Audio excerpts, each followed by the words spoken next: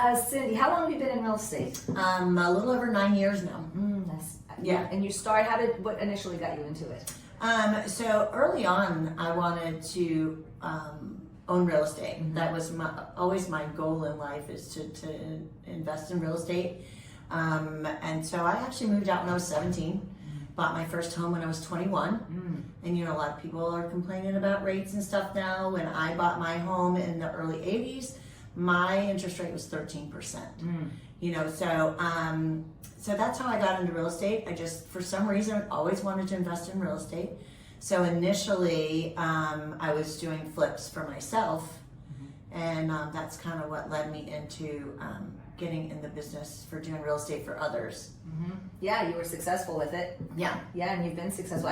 One thing that I see in you is you have a lot of courage when it comes to real estate. Oh, thanks. You do, because it takes courage, because you have to identify something that can be profitable, obviously that makes sense, but then take action on it. Right. A lot of times there's a lot of identifications going on, but no real action. Right. And you do. I've seen you many, many times take action. So a lot of courage. You have to do your research, and if it looks right, then you should move forward. And you also have to have the wherewithal to, if it doesn't look good, just because you really like that property, or you really just want to buy something, you have to make sure that the numbers work, and then the property works for you and meets your goals.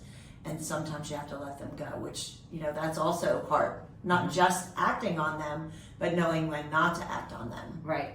Exactly. Yeah. So I think that experience also helps my buyers and sellers.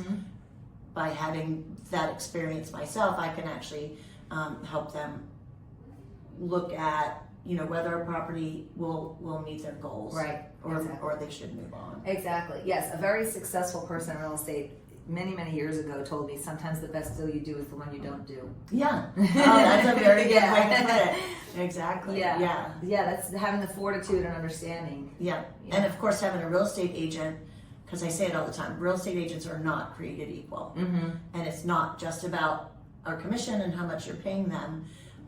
You really need an agent that is going to be in your corner and fight for what works for you, not them and their paycheck. Yeah. Yeah. And you've done that for your family too. Your daughter. Yeah. You found, it was time for her to buy. Yeah. When you got her into real estate really young. Yeah. I was really surprised when she came to me and she's like, Mom, I don't want to rent. It's a waste of money. And I'm like, oh, she's listening. She does hear me, right? And she says, yeah, so when I go away to college, I want to buy a house. I'm like, great, okay, good for you. Yes. Where's the money? Right, exactly. And she literally was like, I'm here. And I'm like, great, what are you doing next weekend? So, she's bought a home a few years ago, and she could actually sell it for double what amazing. She made on it. What she bought it for. Yeah.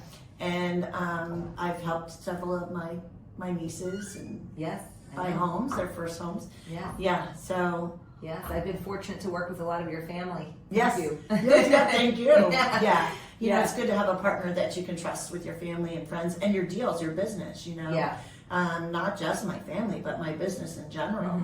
And I would not be where I am today without the help and guidance that you've given me. When you come into a new career, you can sit in classes and learn things, but unless you have someone in your corner that's willing to help you and teach you and guide you, that you can call all hours of the night, on the weekends. It's a partnership. Yes. Yeah. So I've been very fortunate to have great people in my corner, and you are at the top of my list. Thank you, Cyndee. You're always so supportive and have been incredibly supportive of, I believe that what really connects you and I is we both know we want what's best for the client. Yes. And we know that, just like you said, there's no pressure to do something. If something's not right for someone, there's no pressure. Right. And we share that. We share that commonality. Yeah. I think that's what makes us such a successful partnership, because there's no pressure in that. It's like, okay, if it's the right thing, like for your daughter, when it's time for Caitlin, it was like, okay, let's take action. It was the right thing. And she's done so well, but we've also known when it's not the right thing. Yeah. And I think there's a lot of agents and lenders and other people involved in a transaction a lot of times that will just push them through to get their check. Yes, right. And I'm very fortunate that my business is by referral, Mm-hmm. and I think the only way you can run a referral business, a successful referral based business, is by always doing the right thing. Yeah. Yeah.